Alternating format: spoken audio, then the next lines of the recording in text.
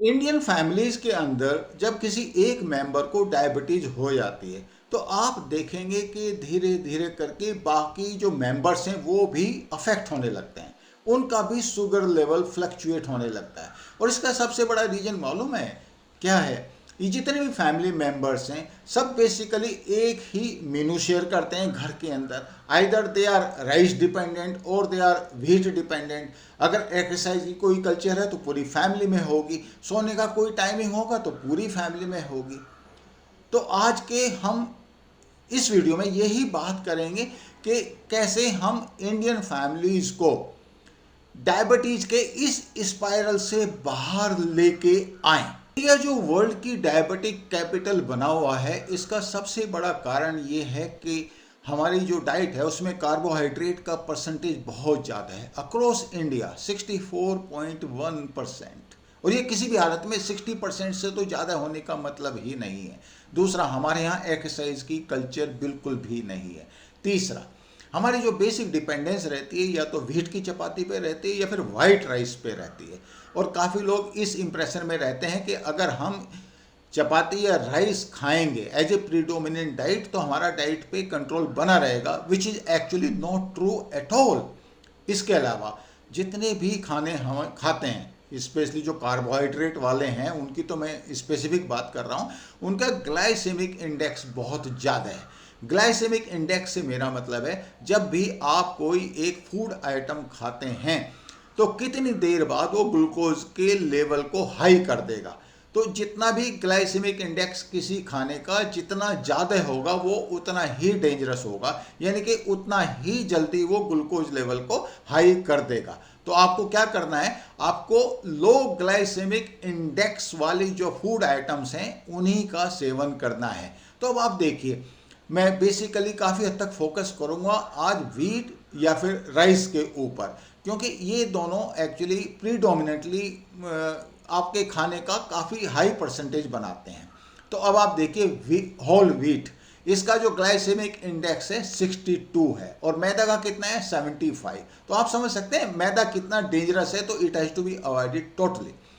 Brown rice का 68 और white rice का 73। तो आपको वाइट राइस बिल्कुल अवॉइड करना है। और आइडियली जो ग्लाइसेमिक इंडेक्स है कितना होना चाहिए, लेस देन 55 होना चाहिए।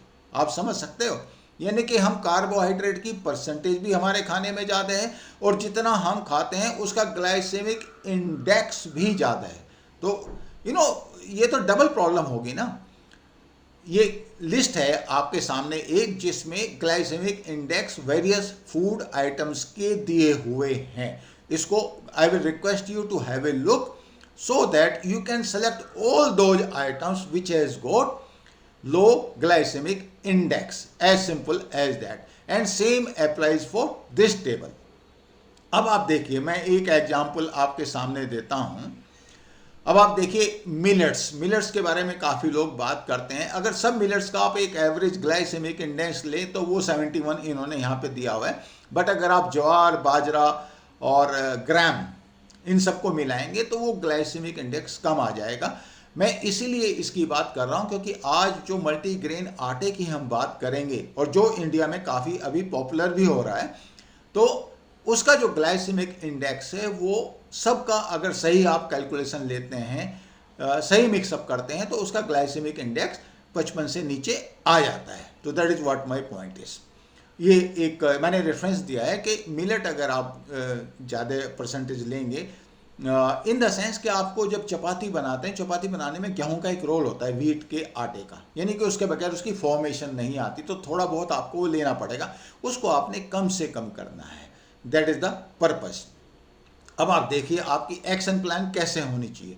पहली बात तो आप देखें, आपको कार्बोहाइड्रेट की जो परसेंटेज आज की डेट में कितनी है, 60 to 65%। ये आपने कहाँ लेके आनी है, 50 to 60% पे। आप मेडिटेरेनियन डाइट का देखिए, कार्बोहाइड्रेट की परसेंटेज 40 to 42% है और हमारे यहाँ कितनी ज़्यादा है। तो ऑब्वियसली हम इस परसेंटेज पे तो नहीं आ सकते unless somebody really makes a deliberate effort, और उसमें कॉस्ट फैक्टर भी आ जाएगा। But nevertheless we should try to reduce it. 50 to 60% कोशिश करो, इससे भी नीचे लेके आओ, nothing bad about that, it's good. Then जितने भी खाने आपने खाने हैं उनका ग्लाइसेमिक इंडेक्स कम होना चाहिए। जो कार्बोहाइड्रेट आप खाते हैं उनको ऑब्वियसली आप डिनर के टाइम पे अवॉइड करें, कम से कम कार्बोहाइड्रेट डिनर में। Early dinner, intermittent fasting, less gluten, less wheat. Wheat की परसेंटेज आपने अपने आटे में कम से कम करनी है, और उससे क्या एडवांटेज आपको होगा कि आपका ग्लूटन का जो परसेंटेज है आपके जो आटे में, ओवरऑल आटे में, जो मैं मल्टीग्रेन की बात कर रहा हूँ, उसमें कम आ जाएगा। और ग्लूटेन जो है वो जो डायबिटिक लोग हैं उनको जनरली कम से कम रखना चाहिए, इनफैक्ट अवॉइड करना चाहिए, क्योंकि कुछ रिपोर्ट्स ये कहती हैं कि जो ग्लूटेन है वो पैनक्रियाज की जो बीटा सेल्स हैं उनको अफेक्ट करता है।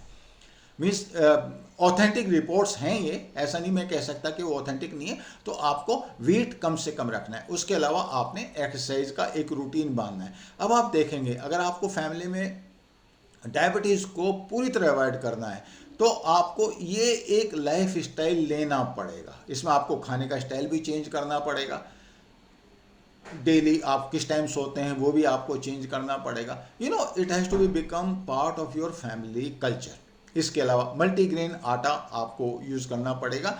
उसमें जो सोयाबीन और बार्ले और मिलेट्स, तीनों को एक्चुअली आज लोग डिफाइन कर रहे हैं as a super food. Specially diabetes के जिन लोगों के हैं उनके लिए कोई भी चॉइस नहीं है, उनको तो यही यूज़ करना पड़ेगा।